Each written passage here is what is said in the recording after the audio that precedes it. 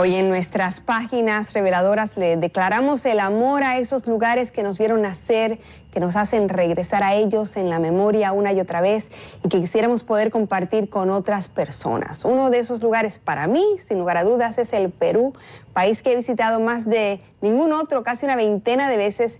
Y bueno, a pesar de no ser peruana, parece que no estoy sola, pues el amor a Lima que Rosana Montoya Calvo escribió en su pasaje de regreso nos lleva al mismo lugar. Muy bienvenida seas.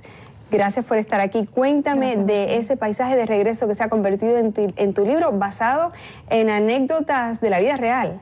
Sí, Pasaje de Regreso empezó como un texto autobiográfico a raíz que regresé a Lima después de 9 años y me sentí identificada con el encuentro con la ciudad, reconociendo la ciudad y los lugares que cambiaron y empecé a recordar.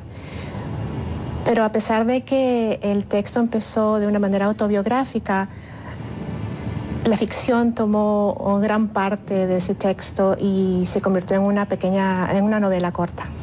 Bueno, así fue para Isabel Allende cuando llegó a Venezuela, cuando comenzó a escribir su casa de los espíritus. Ella empezó a narrar su propia historia, que empezó a convertirse en ese surrealismo mágico que hoy tanto conocemos.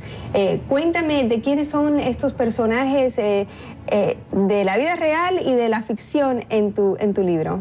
Bueno, el personaje principal es Elvira y ella regresa después de 20 años de ausencia y regresa por una visita casual al dentista y regresa sola. Es una mujer casada con hijos, llega de los Estados Unidos y recuerda su vida en Lima.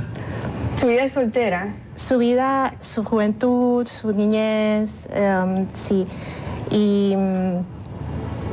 en la escritura de Pasaje de Regreso quería reflejar esos momentos, esos encuentros que tuve cuando fui a Lima después de tanto tiempo y también reflejar lo que percibía en la ciudad, el cambio en la ciudad y la gente que encontraba y que de alguna manera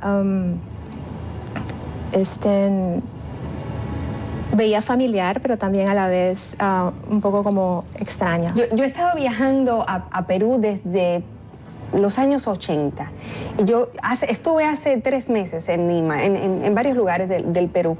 Y yo he notado también en esos pasajes de regreso, he notado unos cambios impresionantes. Lima está hermosísima, mucho más que antes. Y también hay un cambio, diría yo, en el psiquis colectivo de la gente. Sí. Cuando hace más de 20 años había ese temor por Sendero Luminoso, por las guerrillas, el terrorismo. Hoy en día la ciudad se ve esplendorosa, la gente está celebrando, hay una actividad financiera mucho más activa y siento que eso afecta también cómo se proyecta Perú ante el mundo. Sí. ¿De qué manera lo proyecta en su libro? Es muy interesante lo que dices. El texto, el libro se divide en 2 partes, el pasado y el presente. Y yo quise rescatar en el pasado ese sentimiento que percibí en el presente, ese sentimiento de felicidad, de auge, de progreso. Entonces el texto del pasado tiene una cierta ingenuidad, porque todo eso, como tú dices, la crisis